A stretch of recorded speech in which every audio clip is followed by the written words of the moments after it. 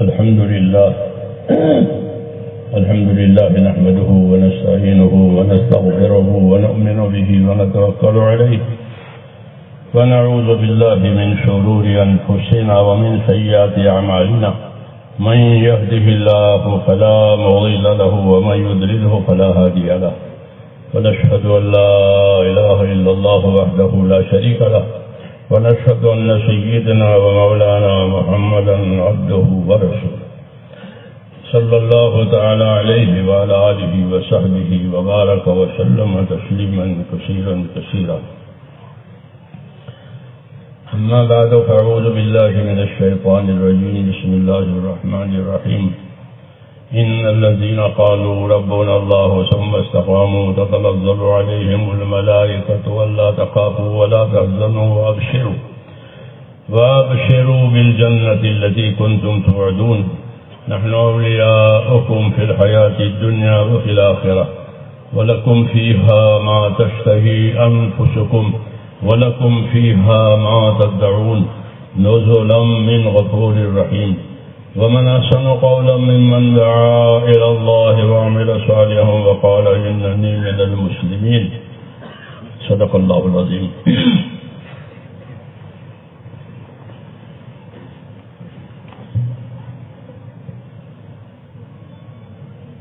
میرے بزرگوں اور پیارے بھائیوں،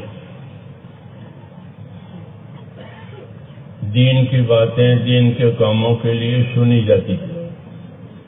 قاعدے کی بات ہے، تجارت کی باتیں تجارت کے کام کے لیے ہوتی ہے، اور دین کی باتیں کہ دین کی باتیں دین کے کاموں کے لیے ہوتی ہے.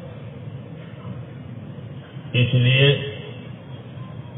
اسی نیت سے سننا ہے کہ زندگی میں دین آوے، دین کے کام آوے. کوئی رسم نہیں بنانی ہے، کوئی رواج نہیں بنانی ہے. ہاں، بلکہ اپنی زندگی کو آخرت کے لیے استعمال کرنی ہے. زندگی کا بہترین استعمال یہ ہے کہ وہ آخرت کے کاموں میں استعمال ہو، کیونکہ ہم کو آخرت کے لیے پیدا ہی کیا ہے اللہ تعالیٰ. یہاں کے لیے نہیں پیدا کیا. یہاں کے لیے پیدا کیا ہوتا تو یہیں رہتے. ہاں، یہاں کے لیے نہیں پیدا کیا بلکہ آخرت کے لیے پیدا کیا ہے. چنانچہ آدمی آخرت میں رہے گا، وہاں سے واپس نہیں آئے گا. وہ اس کا اصلی ٹھکانہ ہے.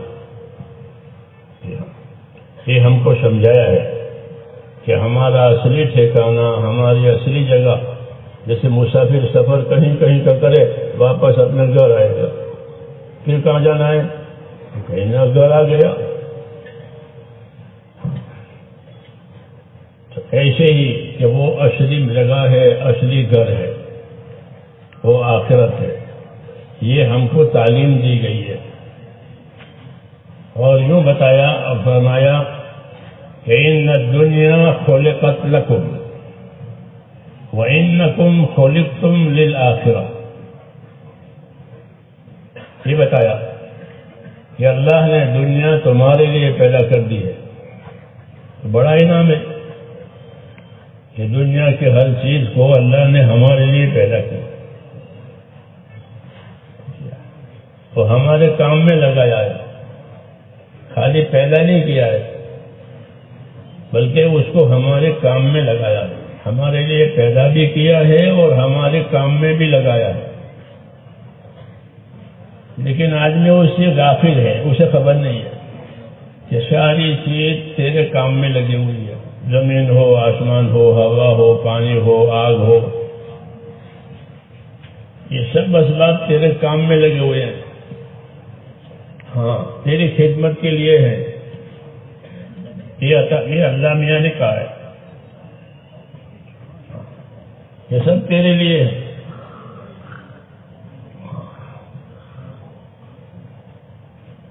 تو سب ہمارے لیے ہوا، اور ہم کس کے لیے؟ کھانے پینے کے لیے، کمانے کے لیے کہ نہیں. ہم کو اللہ نے اپنی عبادت کے لیے پیدا کیا ہے. یہ بڑا شرف ہے، یہ بڑی عزت ہے، یہ بڑی عزت کہ ساری کائنات کو تمہارے لیے بنی اور تم کو اللہ نے اپنے لیے بنایا. یہ بڑا شرف ہے اور بڑی عزت ہے، لیکن ہم اس سے بے خبر ہیں. اس لیے دعوت دی جاتی ہے، تعلیم دی جاتی ہے، سمجھنا سمجھانا ہوتا ہے تاکہ یہ باتیں ہمارے سامنے روشن ہو جائیں کہ ہم کس لیے ہیں، کائنات کس لیے ہے. تو ساری کائنات کو خدمت کے لیے پیدا کیا. اس کو تسخیر کہتے ہیں عربی میں. تسخیر یعنی کام میں لگانا. تو آدمی ہر چیز سے اپنے کام نکالتا ہے، ہر چیز کو اپنے کام میں لگاتا ہے اور کوئی چیز انکار نہیں کرتی ہے. اب لوہے سے کام لینا چاہے تو لوہا تیار ہے. ہاں، لوہے سے کام لے سکتے ہو، لکڑی سے کام لے سکتے ہو، سب چیزوں سے. کیوں؟ جب اس کو ہمارے کام کے لیے اللہ نے پیدا ہی کیا. بعض چیزوں سے کام بغیر واسطے کے ہوتا ہے، جیسے پانی پی لیا کام ہو گیا، اور بعض چیزوں سے واسطے سے ہوتا ہے. لیکن سارے کام ہوں گے، سارے نفع ہوں گے ہمارے نفع کے لیے. ہمارے انتقال ہو گیا، مجھے کہہ کہ مجھے تم سے محبت ہے اور بہت محبت ہے، زہر دو تو زہر کھا لو. میں کہ زہر کو کھانے کی چیز ہے. تو مجھے کہنے لگا تم زہر کو بیکار سمجھتے ہو، زہر کو مرنے کے لیے سمجھتے ہو. میں کہا اور کیا، زہر مرنے کے لیے. کہ تجھے خبر نہیں ہے، وہ پڑھا لکھا آدمی تھا، کہ تجھے خبر نہیں ہے کہ زہر مرنے کے لیے. تو اس کو معلوم ہے، نہ معلوم ہے بتاؤں کہ تمہاری حکومت نے سانپوں کے فارم بنائے ہیں. یہ مرغیوں کے فارم نہیں ہوتے، مچھلیوں کے فارم ہوتے ہیں، یہ سانپوں کے فارم ہیں. سانپوں کے فارم کیوں بنائے؟ کہ زہر کھینچنے کے لیے، زہر کھینچنے کے لیے. وہ تو پڑھا لکھا آدمی تھا، یہ کہنے لگا 40% سانپ ایسے جن میں زہر ہے، 60% ہے جس میں نہیں، تیزاب ہے. اس کے کاٹنے سے آدمی مرے گا نہیں، زہر نہیں، تیزاب ہے. باقی بھائی ہے جن میں زہر ہے، تو وہ زہر کھینچے. زہر کھینچ کر کیا کرتے ہیں کہ دواؤں میں وہ زہر استعمال ہوتا ہے. بعض بیماریاں ایسی ہوتی ہے کہ ان کو زہریلی دوائیں جانی پڑتی ہیں اس کے جراثیم مارنے کے لیے. تو زہر کہاں سے لائیں گے؟ زہر ان سانپوں میں سے ملتا ہے. تو زہر بھی ہمارے لیے پیدا ہوا ہے. یہ کہو کہ زہر ہمارے لیے مرنے کے لیے نہیں، وہ تو استعمال غلط کرے تو ہر چیز نقصان دے گی، اور استعمال صحیح ہو جائے تو ہر چیز نفع دے گی. اللہ نے ہمارے لیے پیدا کیا ہے. یہ مجھے سمجھا رہا تھا کہ زہر ہمارے لیے پیدا ہوا ہے. ہاں، کہ زہریلی دوائیں ہوگی تو وہ جو خطرناک بیماریاں ہیں وہ اس سے وہ ختم ہوتی ہیں وہ بیماریاں. تو یہ بات ٹھیک ہے اس کی کہ اللہ تعالیٰ نے زمین کی تمام مخلوقات اور آسمان کی مخلوقات کو اللہ نے ہمارے لیے پیدا کیا. یہ اللہ تعالیٰ کا بڑا انعام ہے. ہاں، کہ ہمارے لیے پیدا کر کے پھر اس کو ہمارے کام میں لگایا. الگ الگ طریقے سے وہ مخلوق کام کرتی ہے، ہم کو نہیں معلوم ہے. بعض چیزیں معلوم ہے، بعض چیزیں نہیں معلوم ہے. تو یہ تو اللہ کا احسان ہے. تو حضور صلی اللہ علیہ وسلم یہ فرما رہے ہیں کہ ان الدنیا خلقت لکم، کہ دنیا ساری کے ساری تمہارے لیے پیدا ہوئی ہے، اور تم کو کس لیے پیدا کیا ہے؟ وَإِنَّكُمْ خُلِقْتُمْ لِلْآخِرَةِ، تم کو آخرت کے لیے پیدا کیا کہ تم کو پیدا کر کے آخرت پہ لے جائیں گے، دنیا کو پیدا کر کے تمہیں دے دیں گے، اور تم آخرت کے لیے پیدا کیا ہے۔ کیونکہ ہمارا ایمان آخرت پر ہے، ایمان باللہ والیوم الآخر، اللہ پر ایمان لائے ہیں اور آخرت کے دن پر ایمان لائے ہیں، اس کے بغیر ایمان قابل قبول نہیں ہوتا۔ آخرت پر ایمان لانا ضروری ہے کہ ایک دن مرنا ہے، پھر مرنے کے بعد زندہ ہونا ہے، اور پھر خبر ہے، قیامت ہے اور آخرت ہے۔ یہ تین مرحلے ہیں۔ دنیا ختم ہونے کے بعد ایک قبر ہے، ایک قبر ہے، اس کے بعد قیامت ہے، اس کے بعد آخرت۔ یہ ترتیب ہے کہ قبر میں اس کی انفرادی زندگی کا حال اس کے سامنے آئے گا کہ اس نے اپنی انفرادی زندگی کیسی گزاری ہے، یہ اس کی قبر میں سامنے آئے گا۔ القبر و صندوق العمل یوں کہا جاتا ہے کہ القبر و صندوق العمل، کہ قبر کیا چیز ہے؟ کہ آدمی کے عمل کی وہ ایک صندوق ہے، ایک بکس ہے جس میں آدمی اپنا سامان رکھتا ہے، ضرورت کے وقت نکالتا ہے، حفاظت کے لیے رکھتا ہے۔ ایسے ہی قبر کہ ہر آدمی کے اعمال کا صندوق ہے، اس کے جو عمل وہ کرتا ہے وہ پہنچتے رہتے ہیں، وہاں پہنچتے رہتے ہیں، اور بعض عمل کی شکلیں نہیں بنتی ہے تو وہ اس کو نظر آئے گی کہ نماز نظر آئے گی قبر میں نور کی شکل میں۔ نماز کیسے آئے گی؟ نور، الصلاۃ و نور، حدیث شریف میں کہ الصلاۃ و نور، کہ نماز نور ہے۔ اپنی زندگی کو نمازوں کے ذریعے سے نورانی بناؤ تاکہ اندھیرے میں سے نکل جاؤ۔ اندھیرا کس چیز کا ہوتا ہے؟ کہ دو چیزوں کا ہوتا ہے۔ آدمی کے دل پر اندھیرا دو چیزوں کا ہوتا ہے، ایک جہالت کا، ایک غفلت کا۔ یہ دو چیزیں اندھیرا پیدا کرتی ہیں۔ ایک غفلت، غافل ہونا، اپنی ذمہ داریوں کو پورا نہ کرنا، اس کو غفلت کہتے ہیں۔ یہ ذمہ داری ہے، خبر بھی ہے کہ یہ ذمہ داری ہے، نہیں پورا کرتے، اسے کیا کہتے ہیں؟ یہ غافل ہے۔ اس کو معلوم بھی ہے لیکن ذمہ داری پوری نہیں ہو رہی ہے تو اسے غافل کہتے ہیں۔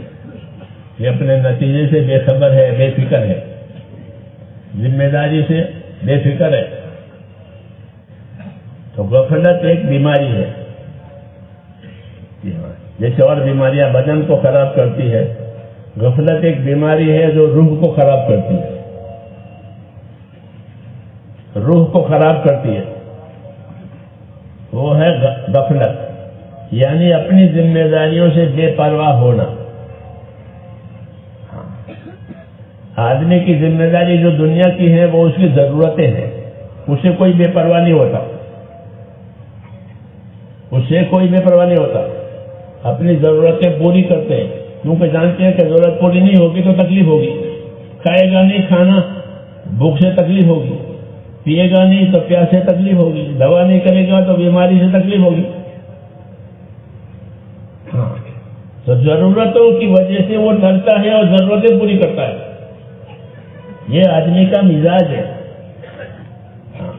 پھر ضرورت پوری ہو گئی تو پھر راحت لیتا ہے، یہ دونوں میں زندگی چلی جاتی ہے، یہی غفلت ہے۔ ضرورت پوری ہوئی راحت لے لی، ضرورت پوری ہوئی راحت لے لی، تو جانور بھی کرتا ہے۔ جانوروں کو نہیں دیکھا کہ وہ چلیں گے اور جب ضرور لیا تو کسی سائے میں بیٹھ جائیں گے، اور چلنے والے جانور ہیں تو وہ بیٹھے بیٹھے جگالی کریں گے، جگالی کریں گے، منہ چلا چلیں گے، دیکھنا گائے بھینس آرام سے اندر جو گیا ہے وہ دوبارہ آتا ہے، پھر اس کو سنبھالتے ہیں، کھا پی لیا۔ تو اتنا کام نہیں ہے، یہ تو جانور بھی کر لیتا ہے، یہی غفلت کا سامان ہے۔ تو میں نے کہا یہ کہ وہ ہے غفلت، اور غفلت کا مطلب یہ ہے کہ اپنی زندگی کی کیا ذمہ داری ہے اس سے بے فکر ہونا، یہ بیماری ہے۔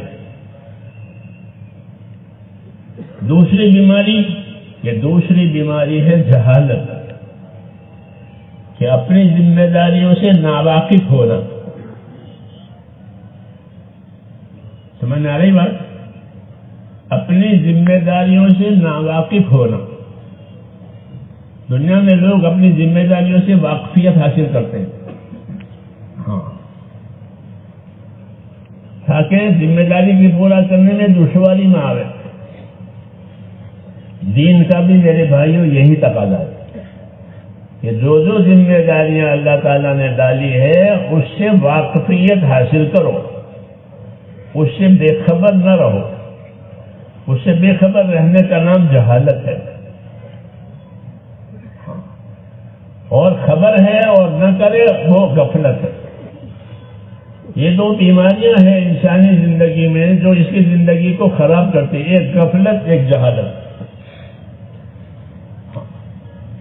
غفلت زیادہ شدید ہے کیونکہ خبر ہے وہ نہیں کرتے، اور جہالت سنگین ہے کہ خبر ہی نہیں لی کہ مجھے کیا کرنا ہے۔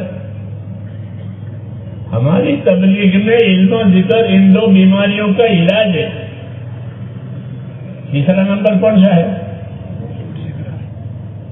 تیسرا نمبر علم و ذکر۔ علم و ذکر کس لیے ہے؟ ان دونوں بیماریوں کے لیے، ان دونوں بیماریوں کے لیے۔ جہالت کی بیماری کا علاج علم سے، اور غفلت کی بیماری کا علاج ذکر سے، علم و ذکر۔ تبلیغ کہ غفلت بھی دور ہو جاوے، جہالت بھی دور ہو جاوے۔ جہالت دور ہو جائے گی تو ذمہ داریوں کی خبر پڑے گی کہ کیا کیا ذمہ داری ہے، ورنہ جاہل کو خبر نہیں ہوتی۔ جاہل نابینا ہے۔ جاہل کیسا ہے؟ نابینا، اندھا، اس کو معلوم نہیں ہے کہ آگ ہے کہ پانی ہے، وہ تو بیچارہ اندھا ہے۔ کالا ہے کہ گورا ہے انسان، اس کو نہیں خبر پڑتا، تو نابینا ہے۔ اللہ تعالیٰ نے ہم کو یہ دو چیزیں دی ہیں، غفلت کو دور کرنے کے لیے ذکر دیا ہے، جہالت کو دور کرنے کے لیے علم دیا ہے۔ یہ دعوت ہے، ہاں، خالی پھرنا نہیں ہے، خالی نکلنا نہیں ہے۔ ہاں، خالی نکلے تو ایسا جو خالی چکی چلاوے، پیٹ بھر جائے گا، پیٹ بھرے گا۔ خالی ہل چلا رہے کھیت میں تو فصل آئے گی؟ فصل نہیں آئے گی ہل چلانے سے، آئے گی؟ نہیں آئے گی۔ ہل تو چلانا ہی ہے، لیکن ہل چلانے کا طریقہ ہے، طریقے سے ہل چلائے گا فصل آئے گی، ضرورتیں پوری ہو جائے گی، راحتیں مل جائے گی۔ ایسی چکی چلے گی کہ خالی چکی نہیں چلے گی، کچھ ڈال کے چلے گی تو آٹا باہر آئے گا، ضرورت پوری ہو جائے گی۔ اس لیے میرے دوستوں، دعوت اور تبلیغ جو ہے زندگی کے ذمہ داریوں کے سمجھنے کا نام ہے کہ میری زندگی کی کیا کیا ذمہ داری ہے، اس سے ہر جینے والا باخبر رہے تاکہ موت کے بعد مسئلہ آسان ہو جائے۔ اگر وہ اپنی زندگی کی ذمہ داریوں سے بے خبر ہے تو اس کا مسئلہ موت سے پہلے تو چلے گا، کھائے گا، پیے گا، کمائے گا، شادی کرے گا، یہ تو ضروریات ہے، یہ تو پوری ہوگی، لیکن مسئلہ مشکل ہو جائے گا موت کے وقت میں۔ کہ مقصد پر زندگی نہیں رہی، راحت پر زندگی رہی، مقصد پر زندگی نہیں رہی، ضرورت پر زندگی رہی. تو راحت ضرورت تو جانور بھی لیتے ہیں، لیتے نہیں لیتے؟ جانور چلا کر کے جب اس کا پیٹ بھر جائے گا تو کسی سائے میں بیٹھ جائیں گے. ہاں، اور جو جگالی کرنے والے ہیں وہ جگالی کریں گے، اور جو جگالی کرنے والے ہیں وہ لیٹ جائیں گے، سو جائیں گے کھا پی کر کے، تاکہ آرام ہو جائے. ہاں، تو ہماری زندگی دوستو اتنی نہیں ہے کہ ہم کھا پی کے آرام کریں، بلکہ ہماری زندگی کی دو بنیادیں ہیں. ایمان والے کی زندگی کی دو بنیادیں ہیں. ایک بنیاد علم ہے، ایک بنیاد ذکر ہے. یہ تبلیغ ہے. ایک بنیاد علم، ایک بنیاد ذکر. کہ اپنی زندگی کو بنیادوں پر لاؤ. ایک بنیاد علم ہے. اللہ تعالیٰ نے ہماری رہبری کے لیے علم اتارا ہے. جس طرح ہماری زندگی کے گزارے کے لیے روزی پیدا کی ہے. روزی زندگی کے گزارے کے لیے ہے، جانور کے لیے بھی اور انسان کے لیے بھی. یہ گزارا کہلاتے ہیں کہ اسے زندگی کا گزارا ہو جائے گا کھا پی کر. اور اللہ تعالیٰ نے دین اتارا ہے زندگی کو بنانے کے لیے کہ زندگی بناؤ. ایک ہے گزارا کرنا، وہ تو جانور بھی کر لے گا کہ زندگی اس کی کھا پی کے گزر جائے گی، مر جائے گا. ہماری زندگی میرے بھائیوں صرف گزارے کے لیے نہیں ہے، ہم کو اپنی زندگی بنانے کا حکم ہے کہ اپنی زندگی بناؤ. رسول صلی اللہ علیہ وسلم دعا مانگتے تھے. کیا دعا مانگتے تھے؟ یہ دعا مانگتے تھے، اللہم اصلح لی دینی الذی هو عصمت امری واصلح لی دنیای التی فیہا معاشی. یا اللہ میرا دین سنوار دے، میرا دین خراب نہ ہو، میرا دین سنوار دے، میرا دین بنا دے کہ وہ تو میرے لیے اصلی کام کی چیز ہے. دین آدمی کے لیے اصل کامیابی کی چیز ہے، کیونکہ اس کو دین کے لیے پیدا کیا ہے. اسے کہا یا اللہ میرا دین سنوار دے کہ وہ تو میری اصلی چیز ہے. کہ آدمی کو اسی قبر میں دین پوچھے گا فرشتہ. کیا پوچھے گا؟ کہ ماں دینوں کا. اس کو زندہ کر کے پوچھے گا ماں دینوں کا، آپ اپنا دین بتاؤ، دین کیا ہے؟ یہ پوچھے گا. اس لیے حضور صلی اللہ علیہ وسلم سے دعا مانگنے کیا بل ہم کو سکھا رہے کہ اللہم اصلح لی دینی، یا اللہ میرا دین سنوار دے، دین خراب نہ ہو، دین ناقص نہ ہو، دین ادھورا نہ ہو. میرا دین سنوار دے کہ وہ تو میری زندگی کی اصل چیز ہے. اللہ نے ہم کو دین کے لیے پیدا کیا ہے. کس کے لیے پیدا کیا؟ دین کے لیے پیدا کیا. دین پر چلنے چلانے کے لیے، دین پر سیکھنے سکھانے کے لیے، دین کی نصرت کرنے کے لیے ہم کو اللہ نے پیدا کیا ہے. اور یہ بڑی عزت ہے، یہ بڑی کامیابی ہے کہ زندگی میں دین آوے جس مقصد کے لیے اللہ نے ہم کو پیدا کیا ہے. اگر یہ نہیں ہے تو کچھ نہیں ہے. دین نہیں ہے تو پھر کچھ نہیں ہے، اندھیرا ہے. 4 دن کی چاندنی، پھر اندھیری رات ہے. 4 دن زندگی گزارے گی، پھر ہمیشہ کے اندھیرے میں رہے گا اپنی قبر میں، ہمیشہ کا اندھیرا. پھر ہاں قیامت کیا کر، کیوں کہ دین نہیں ہے. روشنی جو آئے گی دلوں میں اور قبروں میں وہ دین کی وجہ سے آئے گی. ایمان کا نور ہوتا ہے، نماز کا نور ہوتا ہے، ہر عبادت کا نور ہوتا ہے، ہر عبادت کا نور ہوتا ہے جو دلوں میں اترتا ہے. جب آدمی پابند ہوتا ہے تو وہ نور اندر اترتا ہے دلوں میں، پھر اس نور کو لے کر کے اپنی قبر میں جائے گا، باقی چیزیں یہاں رہ جائے گی۔ ہاں، حاکم کی حکومت، تاجر کی تجارت، مزدور کی مزدوری، ذمہ دار کی ذمہ داری، کہ وہ تو آنکھ بند ہوتے ہی ختم ہو جائے گی۔ جن چیزوں کو آنکھ دیکھ رہی ہے وہ آنکھ بنتے ہی اسے تعلق ختم ہو جاتا ہے، اس کا نام موت، اس کا نام موت۔ آنکھیں جن جن چیزوں کو دیکھ رہی تھی، موت پر اس کا سلسلہ ختم، کوئی نفع اس سے اب نہیں ہوگا۔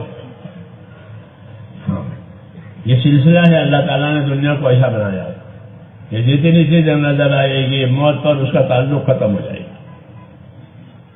اس لیے ہم کو دوسری چیز اللہ نے دی ہے، وہ دین دیا ہے کہ دین کا تعلق ختم نہیں ہوگا، بلکہ دین اسی قبر میں جائے گا۔ سمجھ میں آئی نا بات؟ اور کیسے قبر میں جائے گا؟ ایسے قبر میں جائے گا کہ آدمی کا دین ایک خوبصورت انسان کی شکل میں اس کے پاس ہوگا۔ آدمی اپنے قبروں میں اکیلا ہوتا ہے، اصل میں ہمارے سامنے آخرت کے حالات آتے نہیں ہیں۔ جی ہاں، ادھر ادھر کی باتیں ہوتی ہے، یہ آخرت کی بات ہے کہ آدمی جب قبر میں ہوتا ہے اس کے سامنے ایک شکل آئے گی، انسانی شکل، خوبصورت، اچھی حالت میں، جس کو دیکھ کر تو قبر میں اکیلا ہے، گھبرا رہا ہے، وہ اس کو شکل دیکھ کر اس کو ایک قسم کی انسیت ہوگی۔ تو پوچھے آپ تو بہت اچھے آدمی ہو، آپ کا رہنا، آپ کا آنا مجھے بہت اچھا لگتا، آپ کون ہو؟ تو وہ کہے گا میں آپ کا دین ہوں، میں آپ کا دین ہوں۔ جیسے ایک دور دراز کے سفر میں کوئی جان پہچان والا آدمی، رشتے دار مل جائے آدمی تو کتنی خوشی ہوتی ہے، تو اس کو وہ آدمی نظر آئے گا، تو پوچھا آپ کون ہیں؟ آپ سے مجھے بڑا جی لگ رہا ہے، میں قبر میں گھبرا رہا تھا، تو وہ کہے گا میں آپ کا دین ہوں۔ ہاں، سمجھ میں آئی نا بات؟ اور میں آپ کے ساتھ رہوں گا، اور میں آپ کو اصلی آرام کی جو جگہ ہے وہاں پہنچاؤں گا۔ تو میت کی وحشت دور ہو جائے گی، ورنہ وہ اکیلا گھبرا رہا ہے وہاں اندھیرے میں۔ حدیث کی دعا ہے، اللہم آنس وحشتی فی قبری، اللہم آنس وحشتی فی قبری، اے اللہ قبر میں میری وحشت میں مجھے میرے لیے انسیت پیدا کر، کہ میں قبر میں اکیلا ہوں گا، گھبراہٹ ہوگی، تو میری گھبراہٹ دور کر کے میرے لیے انسیت پیدا کر۔ جیسے کوئی جان پہچان کا مل گیا سفر میں، جی ہاں، رشتے دار مل گیا تو انسیت ہو جاتی ہے، اچھا لگتا ہے۔ ہاں، تو اس آدمی سے میت کو انسیت ہوگی، اچھا لگے گا، تو پھر آپ کون ہیں؟ کہ میں آپ کا دین ہوں۔ سمجھ میں آئی نا بات؟ یہ بات ساری حدیثوں میں ہے کہ میں آپ کا دین ہوں، آپ کے ساتھ رہوں گا اور آپ کو اصلی آرام کی جگہ پر پہنچاؤں گا۔ یہ اصلی کامیابی ہے کہ زندگی مقصد پر آ گئی، غفلت پر نہیں رہی اور جہالت پر نہیں رہی، بلکہ زندگی دین پر آئی۔ یہی دعوت ہے کہ اپنی زندگیوں میں دین لاؤ۔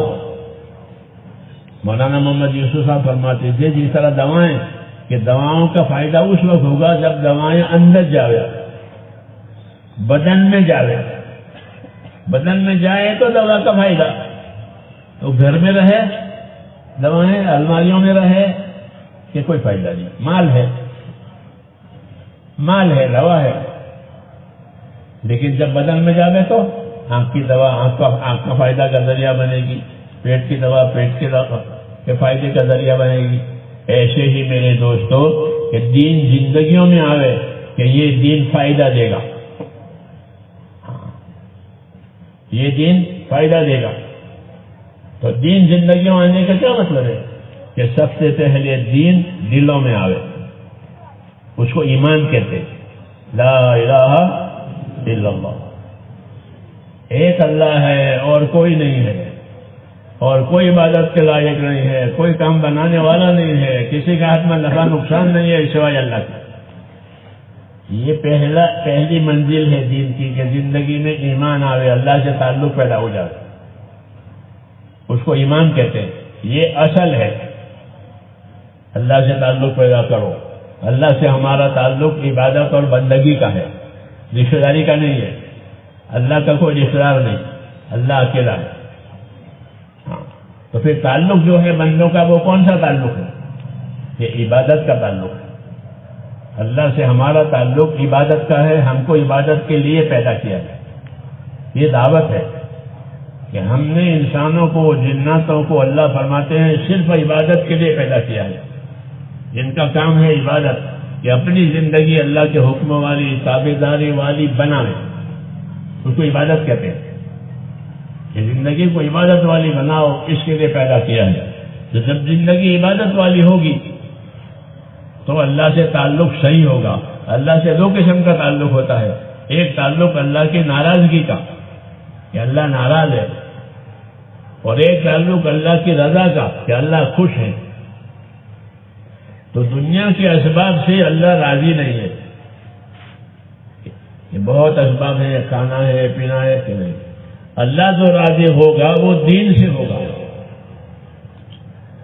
اللہ نے پسند کر کے ہم کو دین دیا ہے، ہماری طرف سے بھی اللہ دینداری پسند کریں گے، بے دینی نہیں پسند کریں گے، پسند کر کے دین دیا ہے۔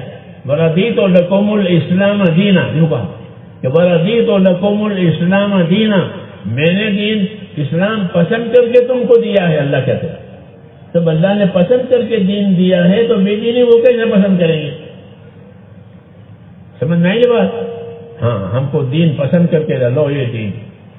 ہاں، اس لیے میرے دوستوں، اصلی زندگی وہ دینی زندگی ہے، وہ اصلی وہی حیات ہے۔ جب زندگی میں دین آیا تو وہ حیات پاکیزہ حیات کہلاتی ہے، پاک زندگی۔ یہ پاک زندگی کی علامت کیا ہے؟ کہ پاک زندگی کی علامت یہ ہے کہ زندگی میں دین ہو، اسی کو پاک زندگی کہتے ہیں۔ من عمل صالحا من ذکر و انثى وهو مؤمن فلنحيينه حیاة طیبہ، کہ جو لوگ ایمان لائیں گے، نیک اعمال کریں گے اخلاص اور ایمان کے ساتھ، ایسے لوگوں کو ہم دنیا میں زندگی کے لیے، ایسے لوگوں کو ہم دنیا میں جینے کے لیے پاک زندگی دیں گے، صاف ستھری زندگی دیں گے دنیا میں جینے کے لیے۔ کتنا بڑا انعام ہے کہ من عمل صالحا من ذکر و انثى وهو مؤمن فلنحيينه حیاة طیبہ، کہ جو لوگ ایمان لائیں گے اخلاص کے ساتھ اور اعمال کریں گے اخلاص کے ساتھ، پابند ہوں گے، ایسے لوگوں کو دنیا میں جینے کے لیے ہم پاک زندگی دیں گے، صاف ستھری زندگی دیں گے، حیاتاً طیبہ، کہ زندگیوں میں سکون ہوگا۔ کیا ہوگا؟ کہ زندگیوں میں سکون ہوگا، چین ہوگا، محبتیں ہوگی، اسباب میں برکتیں ہوگی، دعا میں قبولیت ہوگی۔ یہ سب پاک زندگی کی نشانیاں ہیں۔ سمجھ نہیں ہے بات؟ یہ انعام ہے کہ جینے کے لیے پاک زندگی دیں گے۔ تو پاک زندگی میں کیا ہوگا؟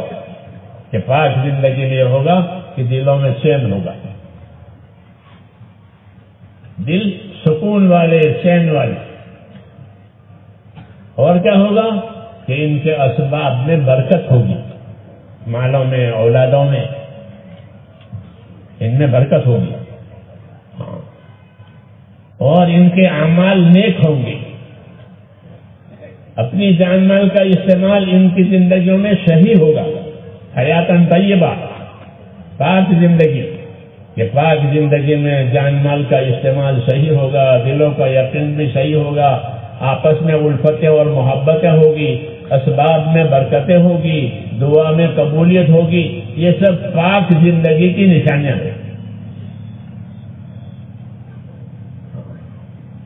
اس کا وعدہ کیا ہے، فَلَنُحْيِيَنَّهُ حَيَاةً طَيِّبَةً، ایسے لوگوں کو جو ایمان اور اعمال کی رعایت کے ساتھ دنیا میں زندگی گزار رہے ہیں، ان کو دنیا میں جینے کے لیے پاک زندگی دیں گے. اور کیا دیں گے کہ وَلَنَجْزِيَنَّهُمْ أَجْرَهُمْ بِأَحْسَنِ مَا كَانُوا يَعْمَلُونَ. اور جب زندگی پوری ہو جائے گی تو ان کو جو اجر و انعام دیا جائے گا وہ بہت اچھا ہوگا. اجر و انعام جتنا اچھا وہ عمل کرتے تھے اس سے بڑا چڑھا کر کے اللہ تعالیٰ اجر دیں گے. کمیت میں بھی اور کیفیت میں بھی، یعنی اجر زیادہ دیں گے. عمل تو تھوڑا ہوگا کیونکہ زندگی تھوڑی ہے تو عمل تو تھوڑا ہوگا، لیکن اس کا اجر اللہ بڑا چڑھا کر دیں گے. یہ قاعدہ ہے کہ اللہ اجر و بدلہ اپنی شان سے دیتا ہے. اللہ کوئی تاجر نہیں ہے کہ مال کے بدلے میں تول کر کے مال لے. تاجری کریں تول کے گن کے دیتا ہے. کیوں؟ کہ اس کو اپنے نفع کی رعایت کرنی پڑتی ہے. اللہ تاجر نہیں ہے کہ اللہ کریم ہے. اللہ کون ہے؟ کہ اللہ کریم ہے. اور کریم اسے کہتے ہیں کہ جو اپنی چیزیں دوسروں کے نفع پر ڈالے، وہ اللہ ہے. جس چیز نے بندوں کو ان کے نفع کے لیے دیے وہ اپنے کرم سے دی ہے. مانگنے کوئی نہیں گیا. مانگنے گئے تھے آنکھیں کہ اللہ ہم جائیں گے دنیا میں، 2 آنکھیں چاہیے، 2 کان چاہیے، زبان چاہیے. کوئی مانگنے نہیں گیا اور کسی نے مانگی نہیں ہے. کیوں؟ کہ ہمارا وجود ہی نہیں تھا کیا مانگتے. وجود ہی اللہ نے ہمارا پیدا کیا ہے اور ہمارا وجود پیدا کر کے ہم کو یہ چیزیں دی ہے. ہمارا وجود نہیں تھا. جی ہاں، اللہ نے ہمارا وجود بنایا. وجود بنا کر پھر یہ چیزیں عطا فرمائی، کسی نے نہیں مانگی. شاہ عبداللہ صاحب محدث ذیل بھی ہمارے بزرگوں میں سے، تو وہ ایک آیت کی تفسیر کرتے ہیں کہ الم نجعل له عینین ولسانا وشفتین وہدیناہ النجدین. کیا دیکھتے ہیں وہ میں نے اس انسان کی 2 آنکھیں نہیں بنائی.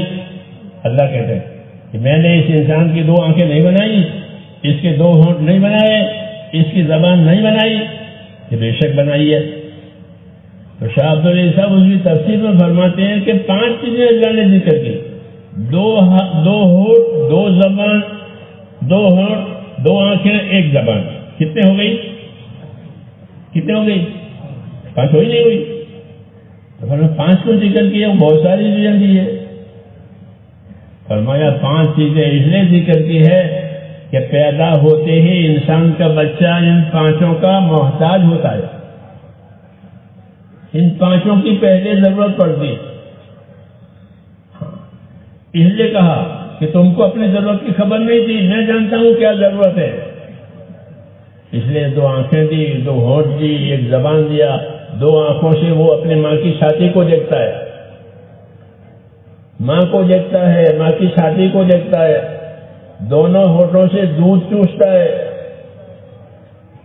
زبان میں اس کا مزہ محسوس ہوتا ہے. تو ان چیزوں کی سب سے پہلے ضرورت تھی، تو یہ چیزیں پہلے دے دی اور اس کا ذکر کیا.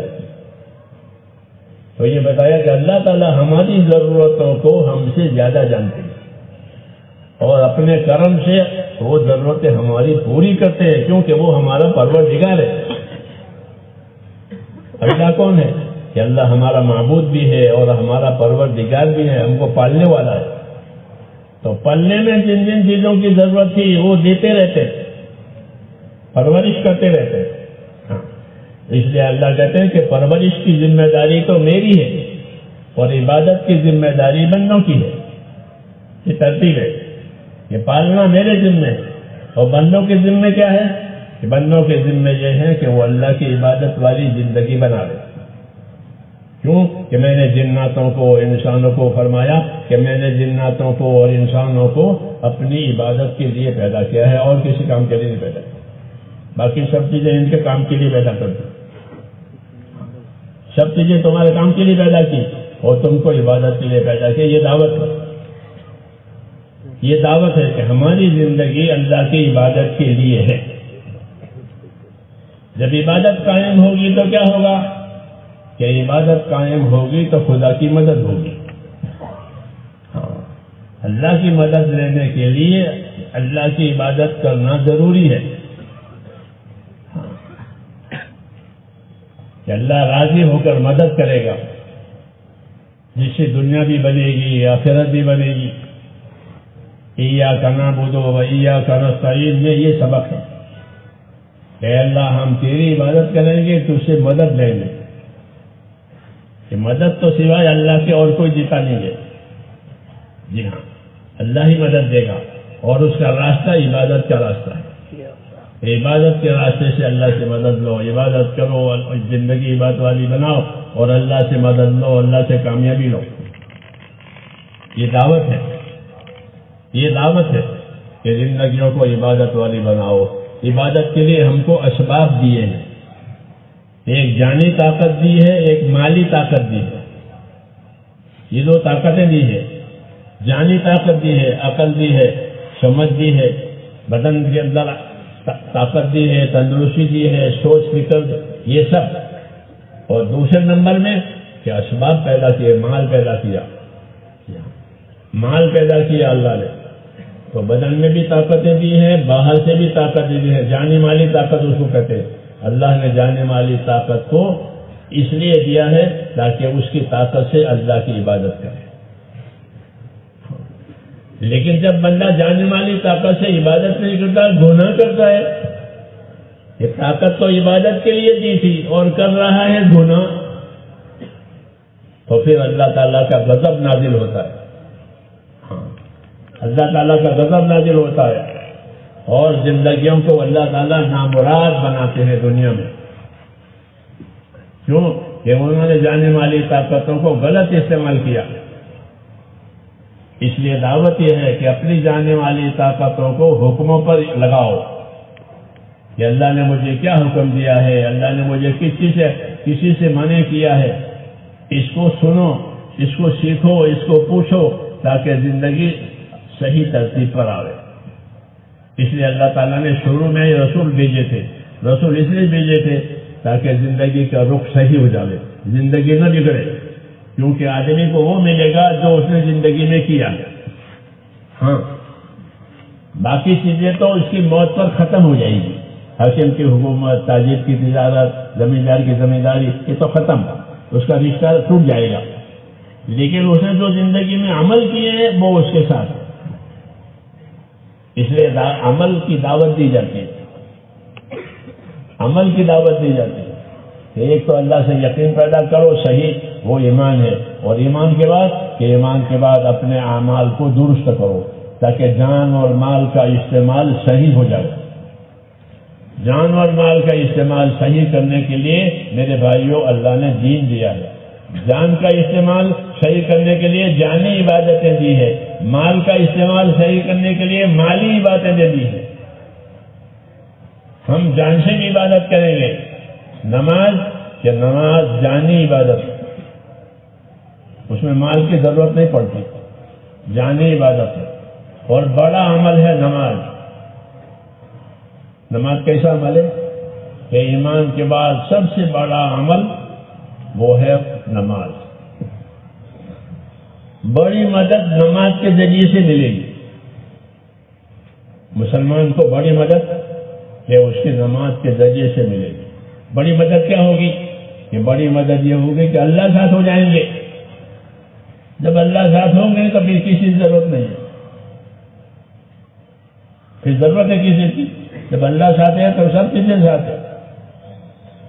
تو اللہ نے بشارت دی ہے کہ انی معکم لئن اقمتم الصلاۃ وآتیتم الزکاۃ وآمنتم برسلی، کہ میں تمہارے ساتھ ہوں، اس شرط پر کہ تم نماز قائم کرو گے، زکوٰۃ ادا کرو گے، اور اپنے رسول کی اطاعت کرو گے۔ یہ تین کام بتائے، نماز قائم کرو گے، زکوٰۃ ادا کرو گے، اور رسول کی تابعداری کرو گے، رسول کی سنتوں پر، رسول کے طریقوں پر سیکھ کر کے عمل کرو گے۔ رسول نے ہمیں طریقے دیے ہیں، رسول صلی اللہ علیہ وسلم نے ہمیں سنتیں دی ہیں۔ نماز میں بھی سنتیں ہیں، زکوٰۃ میں بھی سنتیں ہیں۔ اس کو خاص طور سے ذکر کیا کہ کیونکہ نماز کا تعلق بدن سے ہے، وہ زکوٰۃ کا تعلق مال سے ہے.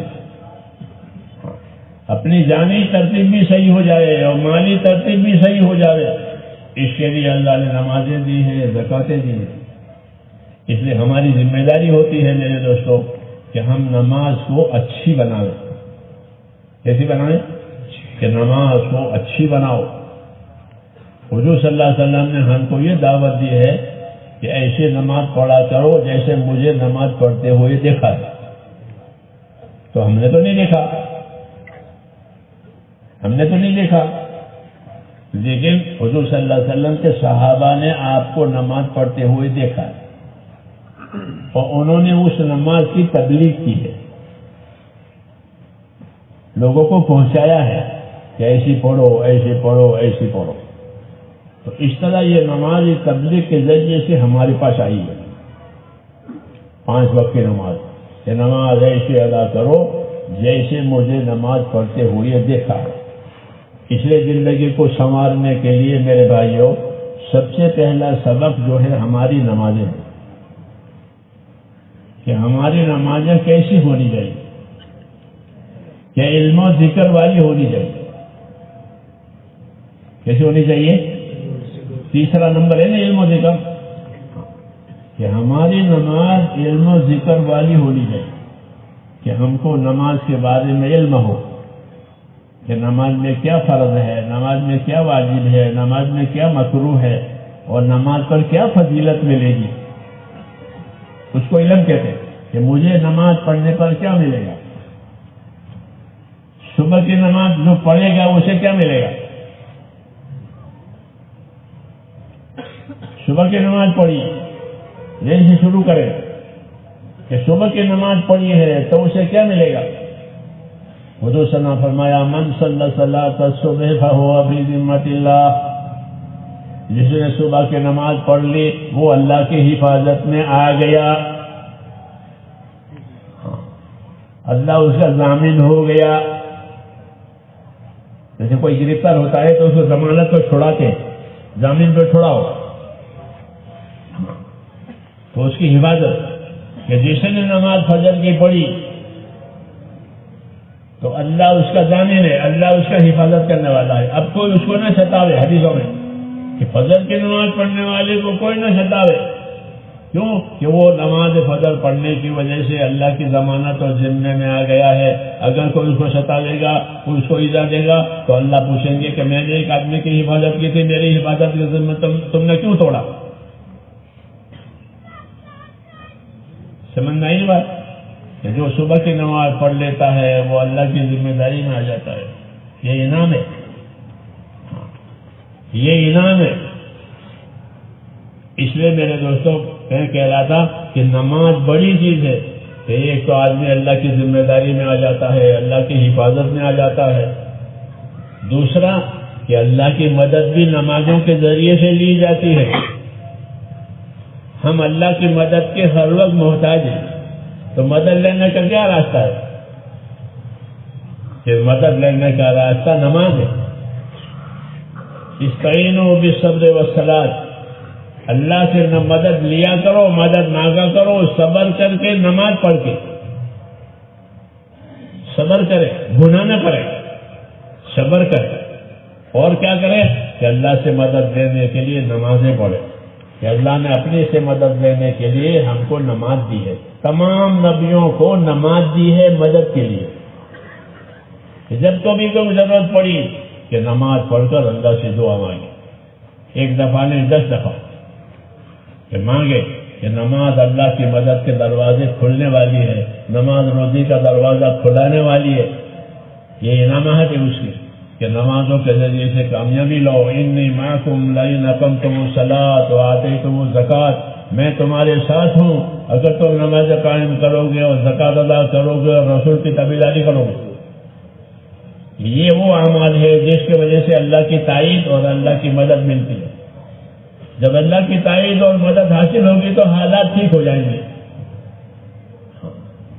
حالات کو ٹھیک کرنے کے لیے کوئی سبب نہیں ہے کہ مال سے، مالداری سے، حکومتوں سے، زمینداریوں سے حالات ٹھیک ہوں گے کہ نہ. ان میں سے کوئی چیز حالات ٹھیک نہیں کریں گے. چاہے مسلمانوں کو مال ملے، چاہے مسلمانوں کو عہدے ملے، چاہے مسلمانوں کو جائیداد ملے، ان کے حالات ٹھیک نہیں ہوں گے.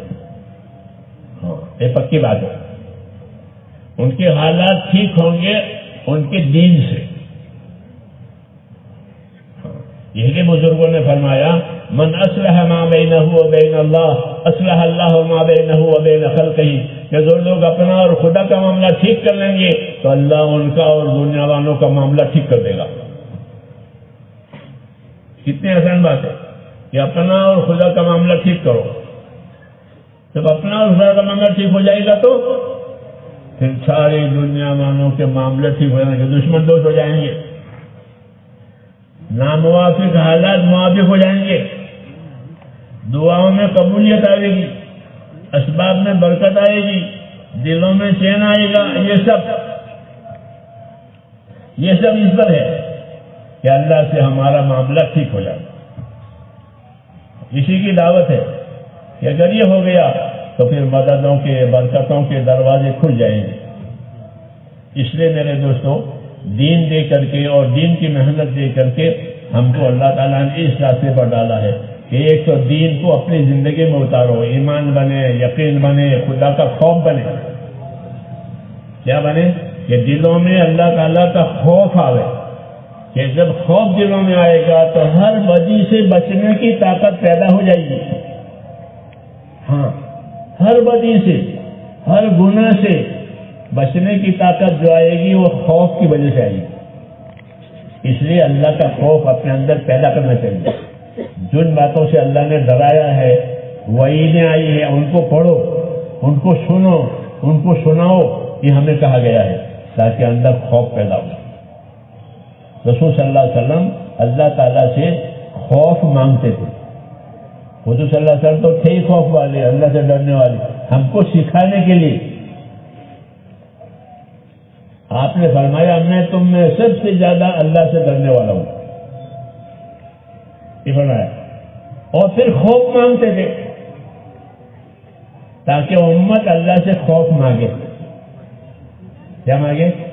ہمیں بھی اللہ سے خوف مانگنا چاہیے. جیسے روزی مانگتے ہیں، تندرستی مانگتے ہیں، اولاد مانگتے ہیں. ہم کو دعوت دی ہے کہ اللہ سے خوف مانگو. کتنا مانگو خوف؟ بے ہوش ہو جاوے اتنا کہ خوف تمہارے ہوش اڑ گئے. کہ اتنا نہیں، وہ بھی بتایا کتنا مانگے، کتنا خوف مانگے کہ بے ہوش ہو جائے. اللہم اقسم لنا من خشیتک ما تحول به بیننا وبین معصیتک. اے اللہ مجھے اپنا اتنا خوف دے کہ تیرا خوف میرے اور گناہوں کے درمیان میں آڑ بن جائے، کہ اس خوف کی وجہ سے میں گناہ تک نہ جاؤں. جیسے آدمی کو آگ کا خوف ہوتا ہے تو آگ کے پاس جاتا ہے، پانی میں ڈوبنے کا خوف ہوتا ہے تو پانی پر کوئی جاتا ہے نہیں. کہ خوف کی وجہ سے بچاؤ ہو جاتا ہے، ہلاکت سے بچتا ہے خوف کی وجہ سے. ایسے ہی عذاب سے بچے گا خوف کی وجہ سے. اس لیے کہتے ہیں اللہ سے خوف مانگو. یہ ایمان کی نشانی ہے. اس کی نشانی ہے کہ جب ایمان اندر پرورش پاتا ہے تو آدمی اللہ سے ڈرتا ہے. کیوں کہ اللہ حالات کا بھی مالک ہے، اللہ زندگی کا بھی مالک ہے، سب چیزوں کا مالک وہی. ناراض ہوگا حالات بگاڑ دیں گے. جب اللہ ناراض ہوتے ہیں تو حالات بگاڑ دیتے ہیں. دنیا میں ایک سزا یہ بھی ہوتی ہے کہ انہوں نے اللہ کی نافرمانی کی ہے، ان کے حالات بگاڑ دو. تو حالات بگڑ جاتے ہیں. اس لیے ڈر لگتا ہے. تو یہ ڈر اچھی چیز ہے. تو یہ ڈر اپنے اندر پیدا کرنا، وعدے وعید کی حدیثیں سننا، وعدہ اور وعید کی حدیثیں سننا. جب وعدہ وعید کی حدیثیں سنیں گے تو اللہ کے انعام کا بھی دھیان آئے گا اور اللہ کے خوف کا بھی دھیان آئے گا کہ اللہ اطاعت پر اور تابعداری پر انعامات دیں گے اور گناہوں پر سزا دیں گے. خوف پیدا ہوگا. اس سے ایمان میں کمال پیدا ہوتا ہے. تو ایک ذمہ داری ہماری یہ ہے میرے دوستوں کہ ان باتوں کے سننے سنانے سے، اپنے زندگیوں میں لانے سے اپنے ایمان میں کمال پیدا کرنا، اپنے ایمان میں طاقت پیدا کرنا. ایمان کی طاقت کا کیا فائدہ ہے؟ یہ باتیں سمجھنے کی ہے کہ ایمان کی طاقت کا کیا فائدہ ہے. تو جیسے پھر بدن کی طاقت کا کیا فائدہ ہے؟ بھائی بدن کی طاقت آئے گی تو سارے کام کرے گا. زندگی تمام ضرورتیں بدن سے پوری ہوتی ہے. بدن میں طاقت نہیں ہوگی تو دوسروں کا محتاج ہوگا یا پیسے دے کے کرانا پڑے گا. ہاں، تو جس طرح بدن کی طاقت سے بدن کی ضرورتیں پوری ہوتی ہیں، ایمان کی طاقت سے دین کے کام بنتے ہیں. جب ایمان میں طاقت آئی تو دین کے کام کرے گا. فجر کی نماز کے لیے اٹھ جائے گا، فجر کی نماز کے لیے اٹھ جائے گا، ایمان میں طاقت ہے. زکات کا نمبر آئے گا تو پائی پائی کی زکات دے گا، ایمان میں طاقت ہے. جی ہاں، ایمان کی طاقت سے اللہ کے فرائض ادا ہوتے ہیں. ایمان کی طاقت سے اللہ کے حرام کی ہوئی چیزوں سے بچنا نصیب ہو جاتا ہے. ایمان کی طاقت سے دوسروں کے جو حقوق ہیں وہ ادا ہوتے ہیں. میری بات سمجھ میں آ رہی نہیں کہ بھائی ایمان میں طاقت پیدا کرو، اللہ کے راستے میں نکلو، ایمان میں طاقت، ایمان کی طاقت سے آپ کا یہ ہوگا. ایمان کی طاقت سے یہ ہوگا کہ جو اللہ کے فرائض ہیں وہ ادا ہوں گے. نماز اپنے وقت پر پڑھے گا، اس کا ایمان اندر سے ڈراتا ہے، ایمان اس کو چلاتا ہے. اس لیے اللہ کے فرائض ادا ہوں گے. 5 وقت کی نماز برابر ادا کرے گا. مالدار ہوگا تو پائی پائی کی زکات دے گا. کیوں؟ یہ حق ہے اللہ کا. مال میں زکات اللہ کا حق ہے، جس طرح نماز اللہ کا حق ہے. نماز کس کا حق ہے؟ کیونکہ اللہ کے لیے پڑھی جاتی ہے. تو نماز اللہ کا حق ہے، ایسے زکات اللہ کا حق ہے کہ اتنا مال اللہ کے نام پر غریبوں کو دے دو. 8 قسم کے لوگ اللہ نے قرآن میں بتائے ہیں جن کو زکات دینی ہے. یہ ہمارے علم و ذکر کی بات ہے. ہاں، کتنے آدمی؟ 8 قسم کے آدمی قرآن شریف بتائیں کہ یہ 8 قسم کے آدمی ہیں، ان کو اپنے مال کی زکات دے گا مالدار آدمی. یہ فرض ہے. یہ کیا ہے؟ فرض. جب ایمان میں طاقت آئے گی تو اپنے مال کی زکات ادا کرے گا. ایمان میں طاقت نہیں ہے تو مال جمع کرے گا، زکات باقی رہ جائے گی. زکات پوری ادا نہیں ہوگی، باقی رہے گی. چنانچہ آج یہ ہو رہا ہے کہ مسلمانوں کے مالوں میں سے پوری زکات ادا نہیں ہوتی، اس لیے ان کے مالوں میں برکت نہیں ہے. ان کے مالوں پر مصیبتیں آتی ہیں، بیماریاں آئی، لڑائیاں ہوئی، مال اس میں چلا جاتا ہے، برکت نہیں ہے. کیوں کہ اس کا جو حق ہے وہ ادا نہیں ہو رہا ہے. میرے بھائیوں، تبلیغ کا مقصد صرف خروج نہیں ہے کہ بھائی نکل گئی اتنی جماعتیں تو ٹھیک ہے. خروج کا کیا مقصد ہے؟ کہ خروج کا مقصد یہ ہے کہ زندگی میں اللہ تعالیٰ کے احکامات آئیں، اللہ کے فرائض ادا ہو جائیں، اللہ کے حرام کی ہوئی چیزوں سے بچنا نصیب ہو جائے، اور اللہ کے بندوں کے جو حقوق ہو وہ ہم سے ادا ہو جائیں.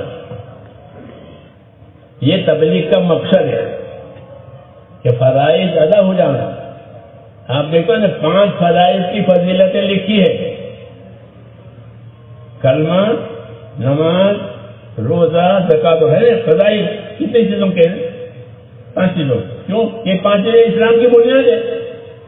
یہی اسلام ہے کہ ایمان صحیح ہو جاوے، نماز صحیح ہو جاوے، زکات ادا ہو جاوے، حج ہو جاوے، روزے ہو جاوے. یہی اصل زندگی ہے. یہی اصل زندگی ہے کہ زندگی میں پوری امت میں یہ 5 ارکان جمع ہو جائے، زندہ ہو جائے، اور زندہ ہو جائے علم و ذکر کے ساتھ. کہ نماز میں نماز کا علم و ذکر ہو، زکات میں زکات کا علم و ذکر ہو، روزے میں روزے کا علم و ذکر ہو، حج میں کیا ہو؟ پیسے ہو، کہ پیسے ہو حج ہو جائے. پیسوں سے حج نہیں ہوتا، پیسوں سے تو حج کا سفر ہوتا ہے، اور حج کے علم و ذکر سے ہوتا ہے. اس لیے ہماری دعوت میں علم و ذکر بھی ہے اور یہ 5 ارکان بھی ہے، تاکہ زندگی اس پر گزرے۔ جب یہ 5 ارکان ہو جائیں گے تو یہ زندگی ایمان والی ہوگی، اسلام والی ہوگی، اس زندگی کے ساتھ اللہ کی مددیں ہوگی۔ ہاں، اپنے دین کی وجہ سے اللہ مدد کرے گا۔ اس لیے میرے دوستوں، اس دعوت کا یہی اصلی غرض ہے کہ جو جو فرائض اللہ نے ہم پر فرض کیے ہیں وہ ہماری زندگیوں میں ادا ہو جائے، اور جو جو باتیں اللہ نے ہم پر حرام کی ہے اس سے ہم کو بچنا نصیب ہو جائے، اور جو جو اللہ کے بندوں کے حقوق ہمارے ذمے ہیں وہ حقوق ادا ہو جائے۔ اس سے ہوگی کامیابی۔ اس طاقت کو پیدا کرنے کے لیے یہ نقل و حرکت ہے۔ نقل و حرکت کے لیے نہیں ہے کہ بھائی نقل و حرکت کر لو، نہ، یہ نقل و حرکت ان چیزوں کو پیدا کرنے کے لیے ہے۔ اس لیے اللہ کے راستے میں نکل کر یہ دیکھنا ہے کہ میں نے اللہ کے فرائض ادا کیے نہیں کیے۔ میری زندگی میں جو اللہ تعالیٰ کے فرائض ہیں سب سے پہلے، اس لیے 5 ارکان کے فضائل لکھتے ہیں کہ یہ زندگی کی اصلی کام ہے، اس کی محنت ہے، تاکہ یہ زندگی کے فرائض ہم سے ادا ہو جائیں کہ یہ اللہ کے حقوق ہیں۔ جو چیز اللہ نے ہم پر فرض کی ہے وہ اللہ کا حق ہے، اس کی ادائیگی ضروری ہے، اور ادائیگی صحیح ادا کرے، یعنی اس کے علم و ذکر کے ساتھ ادا کرے۔ اس لیے دعوت دی ہے، راستے میں نکالتے ہیں تاکہ اس راستے کی باتیں سیکھے اور اپنی زندگی کو صحیح بنائے علم و ذکر کے ساتھ، کہ جو جو کام اللہ نے ہم پر لازم کیے ہیں اس کا علم و ذکر ہماری زندگی میں آئے، نماز ہو، زکوٰۃ ہو، روزہ ہو، حج ہو، دوسروں کے حقوق ہو، ان سب چیزوں میں۔ جانوروں کے ساتھ کیا کیا حقوق ہیں وہ بھی، جانور پالتے ہیں تو جانوروں کے بھی حقوق ہے۔ 4 نمبر حقوق سکھانے کے لیے ہے۔ 4 نمبر کیا ہے؟ بولو۔ 4 نمبر اکرام مسلم، یہ تو اس کا عنوان ہے، ہیڈنگ۔ اور اس کی غرض کیا ہے کہ اللہ کے بندوں میں بندے بن کر رہو، اللہ کے مخلوق میں مخلوق بن کر رہو۔ یہ مطلب ہے کہ اللہ کے بندوں میں بندے بن کر، یہ بھی بندے ہیں، میں بھی بندہ ہوں۔ یہ نہیں کہ میں بڑا ہوں یہ چھوٹے ہیں، کہنا یہ نہیں، میں اچھا ہوں یہ برے ہیں، کہنا یہ نہیں، یہ بھی بندے، میں بھی بندہ۔ تو کیسا رہنا چاہیے اللہ کے بندوں میں؟ کہ انصاف کے ساتھ رہو، احسان کے ساتھ رہو، ایثار کے ساتھ رہو۔ یہ 4 نمبر کا مطلب ہے کہ انصاف کے ساتھ رہو دنیا میں۔ یہ حکم ہے قرآن شریف میں کتنی جگہ ہے، کونوا قوامین بالقسط، کونوا قوامین بالقسط۔ یہ حکم قرآن شریف میں بار بار ہے۔ اس کا مطلب یہ ہے کہ دنیا میں انصاف کے ساتھ رہو، جو چیز اپنے لیے پسند کرو وہی دوسروں کے لیے پسند کرو، جو چیز اپنے لیے ناپسند کرو وہ دوسروں کے لیے ناپسند کرو، اس کو انصاف کہتے ہیں۔ دودھ پانی ملا ہوا پسند کرو گے؟ بولو، نہیں کہتے۔ پانی ملا ہوا ہے، خالص دودھ لاؤ تو اپنے لیے خالص دودھ پسند کرتے ہو، دوسروں کے لیے خالص دودھ پسند کرو۔ گالی کھانا پسند کرتے ہو کہ نہیں؟ میں دوسروں کو گالی دیتے ہو، اس کو انصاف کہتے ہیں۔ 4 نمبر انصاف سکھانے کے لیے ہے۔ یہ باتیں آتی نہیں ہیں، اس لیے زندگی ظلم پر، بے انصافی پر گزرتی ہے۔ اپنی بیوی کے ساتھ بھی بے انصافی کرے گا، حالانکہ بیوی ایک برابر کی چیز ہے، بیوی ایک برابر کی چیز ہے، بیوی کے حقوق آپ پر ہے اور آپ کے حقوق بیوی پر ہے، تو وہاں بھی انصاف سے رہنا ہے۔ کونوا قوامین بالقسط، کہ دنیا میں انصاف کے ساتھ رہو۔ رسول صلی اللہ علیہ وسلم کے بارے میں ہے کہ امرت لأعدل بینکم، مجھے حکم ہے کہ تمہارے درمیان میں انصاف قائم کرو. تو حضور کو انصاف کرنے کا حکم ہے کہ زندگی انصاف کے ساتھ گزارو. جو اپنے لیے پسند کرو وہ دوسروں کے لیے پسند کرو، جو اپنے لیے ناپسند کرو وہ دوسروں کے ناپسند. یہ انصاف یہ ہر وقت واجب ہے. علماء کہتے ہیں کہ انصاف ہر وقت واجب ہے اور ظلم ہر وقت حرام ہے. ظلم کرنا ہر وقت حرام اور انصاف کرنا ہر وقت ضروری. انصاف نہیں ہوگا تو ظلم ہوگا. قاعدے کی بات ہے نا. اس لیے بھائی تبلیغ کو سمجھ کر کرنا ہے، پھر کر کے نہیں فقط کہ پھرو اور تبلیغ کو سمجھو کہ تبلیغ میں کیا سمجھایا جا رہا ہے. تبلیغ میں مسلمانوں کو سمجھایا جا رہا ہے کہ اللہ کے ساتھ اخلاص، اللہ کے ساتھ اخلاص سے عبادت کرو، بندوں میں انصاف سے رہو،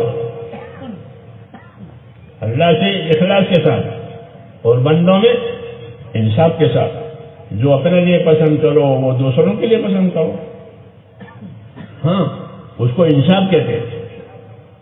تو ہمارا چوتھا نمبر امت کو انصاف کی تعلیم دینے کے لیے ہے. انصاف کے ساتھ دنیا میں رہو. ہاں جو اپنے لیے پسند کرو وہ دوسروں کے لیے پسند کرو، جو اپنے لیے ناپسند کرو وہ دوسروں کے لیے. کتنی بڑی بات ہے. سارا فساد ختم ہو جائے گا. فساد اسی کا ہے کہ انصاف نہیں ہو رہا ہے. جی ہاں انصاف نہیں ہو رہا ہے. تاجر نفع کمانا جانتا ہے کہ تاجر نفع بھی کما لے اور گاہک کو بھی نفع دے، کہ گاہک کو مال صحیح دے. گاہک کو کیسا مال دے؟ صحیح مال دے.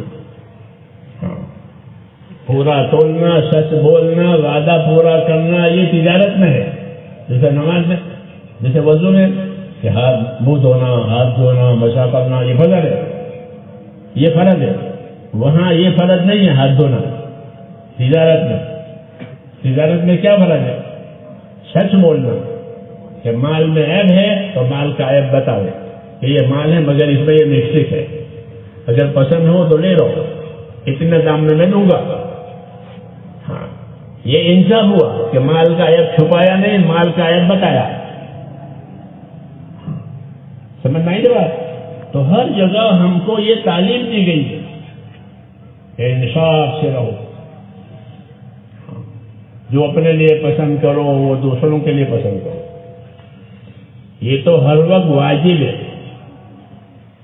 اس سے آگے کا درجہ کہ انصاف بھی کرو، دوسروں کے ساتھ احسان بھی کرو، اپنی ذات سے ان کو نفع پہنچاؤ.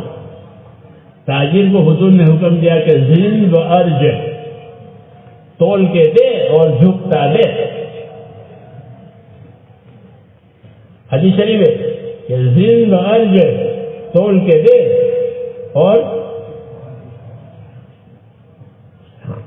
کہ تھوڑی شکل زیادہ جھکائی، جھکتا دے. کہ تول کے دینا فرض ہے، جھکتا دینا مستحب ہے. جھکتا دینا احسان ہے، تول کے دینا انصاف ہے. تول کے دینا انصاف ہے کیونکہ کلو شکر کے پیسے لیے ہیں تو کلو شکر تو دینا ہی دینا ہے، تو انصاف کی بات ہے. لیکن تیری طرف سے احسان ہو. احسان کیا؟ کہ تھوڑا یوں جھکا دے. دن بارج تول کے دے اور جھکتا دے. کہ تول کے دینا انصاف ہے، جھکتا دینا احسان ہے. ان اللہ یامر بالعدل والاحسان، کہ اللہ حکم دیتا ہے انصاف کرنے کا، اللہ حکم دیتا ہے احسان کرنے کا. تو اس کا یہ طریقہ بتایا کہ تول کے دے اور جھکتا دے. کہ تول کے دیا ہے یہ فرض ہے، جھکتا دیا ہے یہ احسان ہے. یہ چوتھا، یہ چوتھا. تو اللہ کے ایسے بندے بھی ہیں کہ سونے کی تجارت کرتے ہیں اور جھکتا دیتے ہیں. ہاں تجارت کی سونے کی، گڑ کی نہیں. گڑ شکر کی نہیں، اس میں چکتا دینا آ جانے، گڑ میں، شکر میں، اور سونے میں کوئی چکتا دینا. ایسے بندے بھی ہیں. کیوں کہ اللہ کے نبی نے حکم دیا ہے کہ جھکتا دو. تو سونے کی ایسے لوگ ہیں ہم سے ملے ہیں، وہ اپنی کارگزاری سناتے ہیں، ہمارے سونے کی تجارت ہے، تبلیغ میں لگے ہوئے ہیں، انصاف احسان کو سمجھتے ہیں.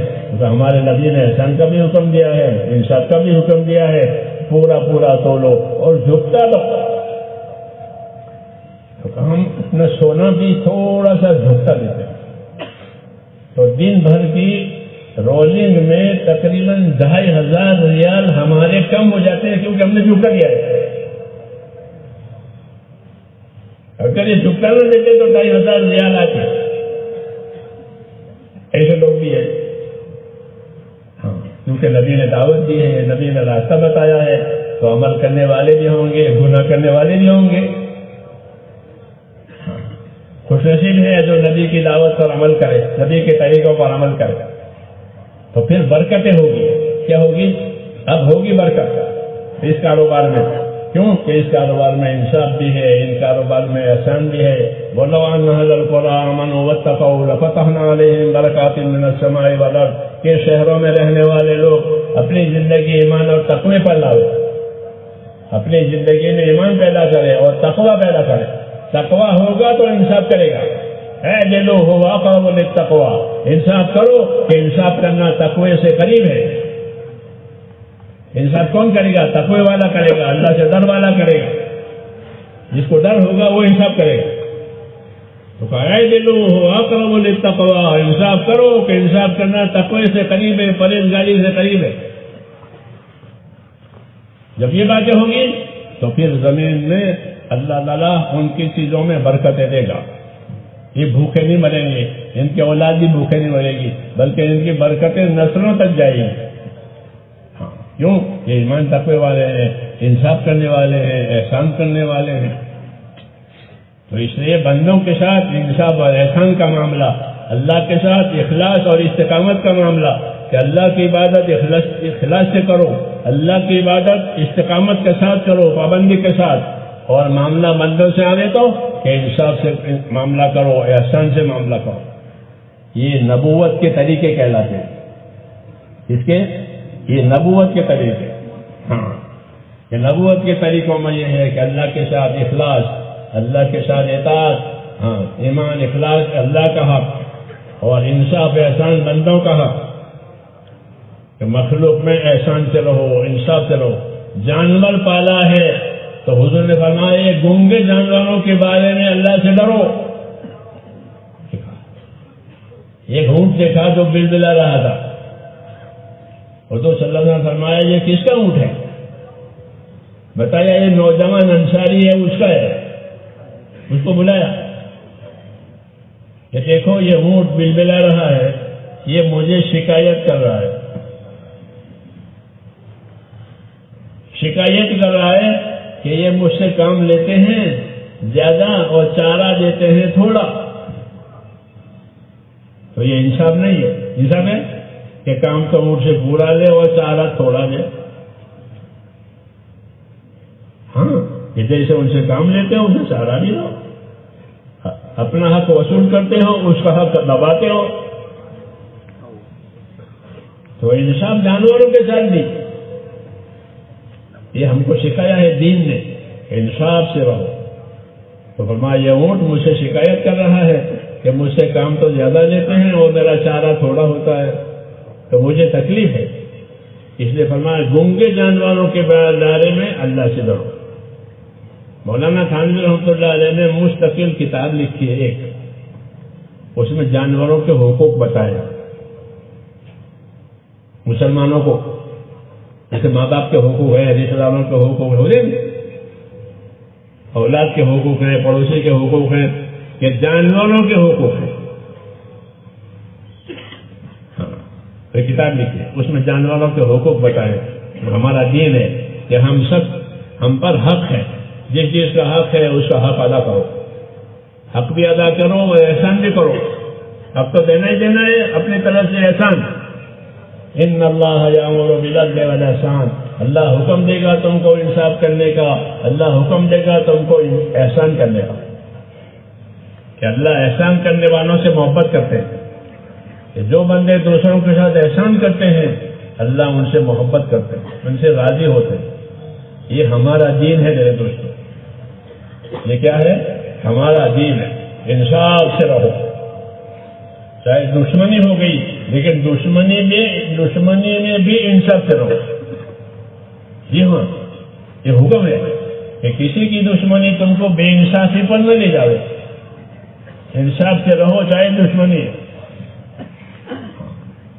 تو دشمنی میں بھی انصاف ہے، اور زندگیوں میں آپس میں احسان ہے، انسانوں کے ساتھ، جانوروں کے ساتھ۔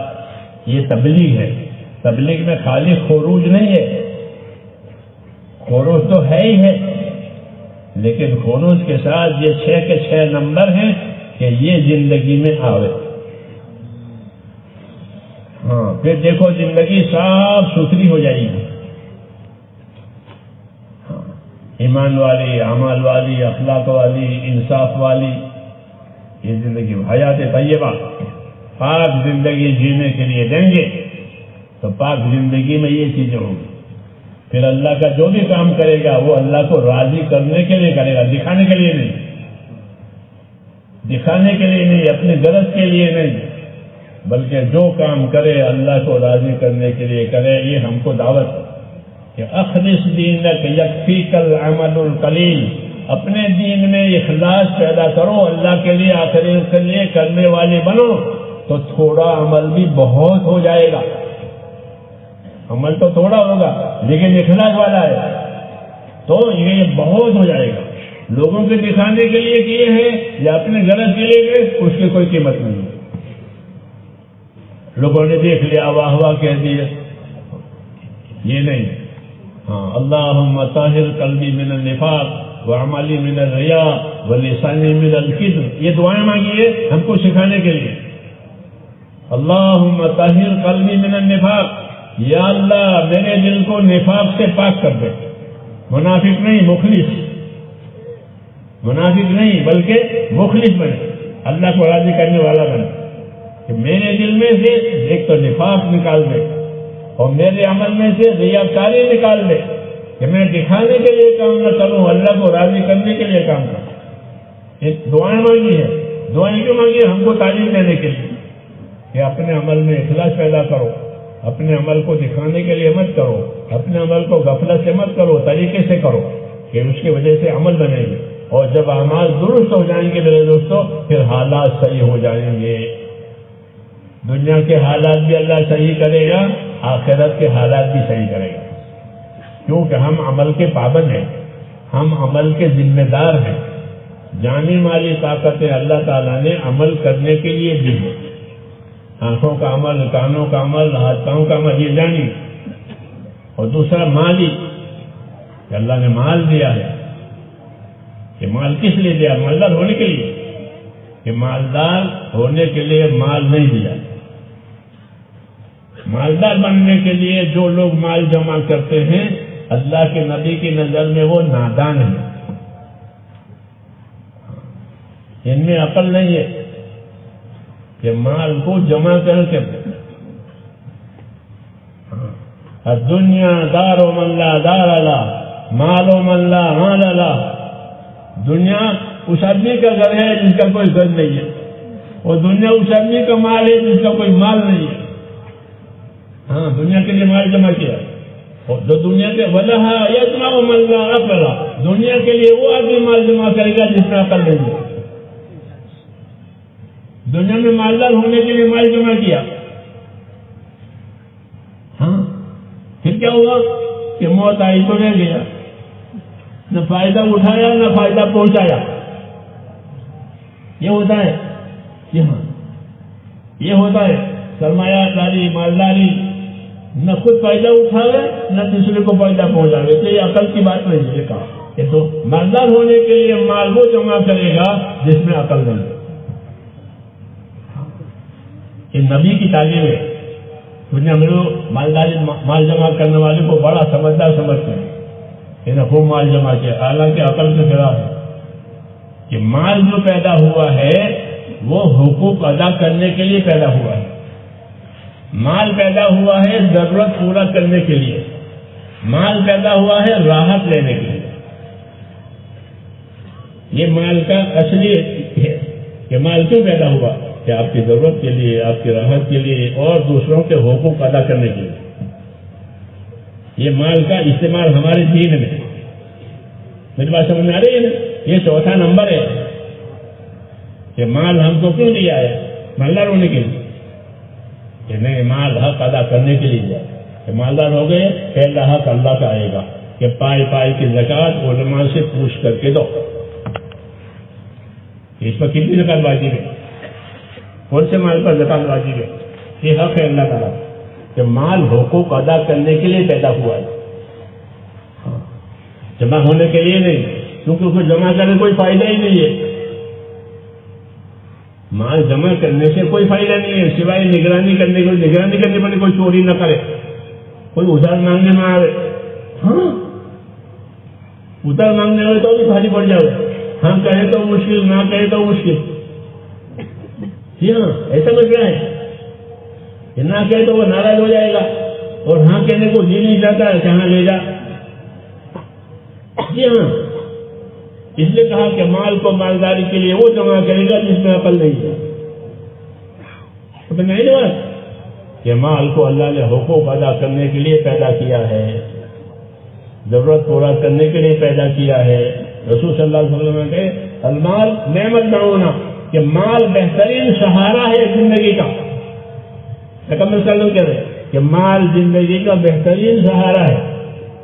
آدمی کے مان لو کسی ملک میں چلا جائے گا کوئی تکلیف نہیں ہوگی کیونکہ مال ہے نہیں بات؟ مال کے ساتھ جاتے ہیں. تو مال زندگی کا بہترین سہارا ہے، نعمت ہے. اور یہ نعمت کیوں دی ہے؟ حقوق ادا کرنے کے لیے. سب سے پہلے اللہ کا کیا حق ہے، پھر دوسروں کا کیا حق ہے کہ حق ادا کرو. دوسرے نمبر میں حق تو ادا ہو گیا ہے کہ احسان کرو. احسان کرو، جب احسان کرو گے تو اللہ تمہیں احسان کا بھی بدلہ دے گا، حقوق کا بھی بدلہ دے گا. اس لیے مال اللہ کے راستے میں، اللہ کے کام میں خرچ کرنے سے کم نہیں ہوگا بلکہ بڑھے گا. یہ بشارت ہے کہ جو مال اللہ کے راستے میں، اللہ کے نام پر، اللہ کے کام پر خرچ ہوتا ہے یہ کم نہیں ہوتا، یہ بڑھے گا. وَمَا أَنفَقْتُم مِّن شَيْءٍ فَهُوَ يُخْلِفُهُ، جو تم خرچ کر دو گے اللہ تمہیں اس کا بدل چکا دے گا. اس کا بدل تمہیں اللہ چکا دے گا. یہ کہہ رہے ہیں کہ دنیا میں بھی دیں گے، آخرت میں بھی دیں گے خرچ کرنے کی وجہ سے. اس لیے جمع کرنے والا نادان ہے کہ دنیا کا نفع بھی کھویا ہے، آخرت کا بھی کھویا ہے. اور خرچ کرنے والا سمجھدار ہے کہ یہاں کا نفع بھی لیا، وہاں کا نفع بھی لیا. جی ہاں، اس لیے مال کو حقوق ادا کرنے کے لیے پیدا کیا ہے. حقوق ادا کرنے کے لیے دین سیکھنا ضروری ہے. دین سیکھے گا تو حقوق پہچانے گا، دین نہیں سیکھے گا تو حق برباد کرے گا. اس لیے ہم کو میرے دوستوں اس دعوت کے ذریعے سے ان باتوں کی تعلیم دی گئی ہے. مال کیا چیز ہے، اعمال کیا چیز ہے، تندرستی کیا چیز ہے، ہاں دوسروں کے کیا حقوق ہے، احسان کس کو کہتے ہیں، انصاف کس کو کہتے ہیں. یہ ہمارے 6 نمبر ہیں. یہی تبلیغ ہے، یہی تبلیغ ہے کہ 6 نمبر زندگیوں میں آ جائے، 6 نمبر دنیا میں آ جائے. پھر دیکھ لو زندگی. ہونا جو ایسا فرماتے تھے کہ ہماری دعوت کا یہ کام اگر صحیح اصولوں کے ساتھ ہوا تو 700 سال پہلے لوگوں میں جو دینداری تھی وہ آئے گی. 700 سال پہلے لوگوں میں جو دینداری تھی وہ دینداری لوگوں میں آئے گی. ایمان میں، عمل میں، اخلاقوں میں، تقوی میں لوگ ایسے ہو جائیں گے جو 700 سال پہلے کے. ایسی اس کام میں طاقت ہے. کیا ہے اس کام میں؟ ایسی طاقت ہے بشرطے کہ یہ اصولوں کے ساتھ، صحیح ترتیب کے ساتھ. اس لیے اس کام کو سیکھنا بھی ہے، سمجھنا بھی ہے اور کرنا بھی ہے اور دوسروں سے کرانا بھی ہے تاکہ امت میں ایک چیز پڑ جاوے جس کے لیے امت پیدا ہوئی ہے. یہ امت دین کے لیے پیدا ہوئی ہے. دین پر استقامت کے لیے پیدا ہوئی ہے، دین کی نصرت کے لیے پیدا ہوئی ہے. دونوں کام ہیں کہ امتی اپنے دین پر قائم بھی رہے اور امتی اپنے دین کا مددگار بھی بنے. اپنی ذاتی زندگی میں دین پر قائم رہو، اجتماعی زندگی میں دین کے مددگار بنو، مل جل کے مدد کرو، دین کی نصرت کرو. نصرت مل جل کے ہوتی ہے اور استقامت اپنی ذاتی زندگی میں ہوتی ہے کہ ہر مسلمان اللہ کے راستے میں بھی جاوے، اپنی ذاتی زندگی میں دیندار بنے، ایمان میں قوت پیدا کرے، عبادتوں کو صحیح کرے. عبادتوں کو نماز ہے، روزہ، زکوٰۃ، حج، ان عبادتوں کو صحیح کرے، دوسروں کے حقوق میں انصاف اور احسان کے ساتھ رہے اور اللہ کے اطاعت اور عبادت میں اخلاص کے ساتھ رہے. یہ کام ہے، یہ کام ہے.